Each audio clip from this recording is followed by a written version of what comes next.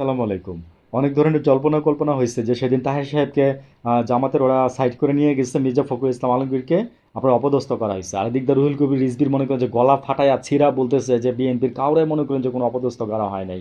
রিজভি সাহেব মুরব্বী, আমরা মানে সরাসরি দেখছি, আমরা সরাসরি দেখছি যে এই যে রুহুল মির্জা ফখরুল এইভাবে ওই যে নেপালের যে শোয়েব ও মনে করেন যে এইভাবে টান দিয়া ধরে মনে করেন যে ওইভাবে ঘুরায় ফেলছে, ঘুরাইয়া এইভাবে মনে করেন যে মির্জা ফখরুল একটা ঘুরুন্ডি দিচ্ছে, আপনি দেখেন নাই? হ্যাঁ, মানে কি দেখান কি বুঝান মনে করছেন যে যা করবেন। ভাই বুঝতেছেন যে আগের দিন নাই, আগের দিন নাই রিজভী সাহেব, ভুলে যাচ্ছেন কেন? আগের দিন নাই, আপনারা যে রাজনীতি করতেন সেই রাজনীতির দিন নাই। এখন মনে করুন যে মানুষের চোখ 10টা, ঠিক আছে, মিডিয়া আছে, আবি যে সেটা বহুত কিছু আছে, আপনি যা বলবেন তাই মনে করেন যে মানুষের মনে করেন যে এক কাপ চা খাইতে খেতে বিশ্বাস করবে।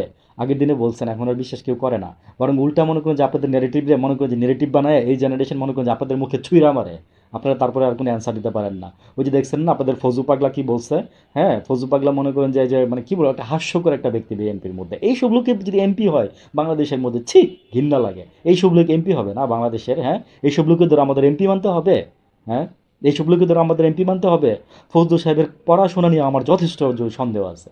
সে যে যে ফজলু নামের যে ব্যাখ্যা দিল, হ্যাঁ, সে যে বলছে যে এরকম কি মানে মানে আমরা ফজলু নামের ব্যাখ্যা তো আমরা দিচ্ছি, ঠিক আছে। আর হচ্ছে যে আমি এটার ক্লারিফিকেশন দিতে চাচ্ছি না। আর ওই যে মনে করেন যে যে কি জানি এনসিপি মানে কোত্থেকে যে একটা কি জানি একটা বাকশাস না কি জানি বানাইছে, ওটা জাস্ট ওর তো ওটা হয়ও নাই। হ্যাঁ, ফজলুর থেকে ফত থেকে ফাজিল আসতে যখন প্রথম অক্ষর দিয়ে বানাইছে। আর ও মনে করেন যে এই যে বললাম না যে শিক্ষার অভাব আছে ফজলুর শিক্ষার অভাব আছে। ফজলু মনে করেন যে ওই যে বলছে 3টা ওয়ার্ড, এই 3টা ওয়ার্ড থেকে মনে করেন যে সে কোন 3টা মানে মানে কি আনছে, অ্যালফাবেট আনছে, আমি এটা নিজেও বুঝি নাই, বুঝছেন। আমার আর দ্বিতীয়বার দেখা বুঝা উইঠা, কারণ আমি জানি এটা সবাই দেখছেন বাংলাদেশের মানুষ, আমার দেখা বুঝা উইঠা আপনাদের বলতে আর ভাল লাগে নাই যে কিন্তু ফজলু যে মনে করেন যে 3টা শব্দ দিয়ে হয়েছে, এটা তো এটা আমরা বুঝছি।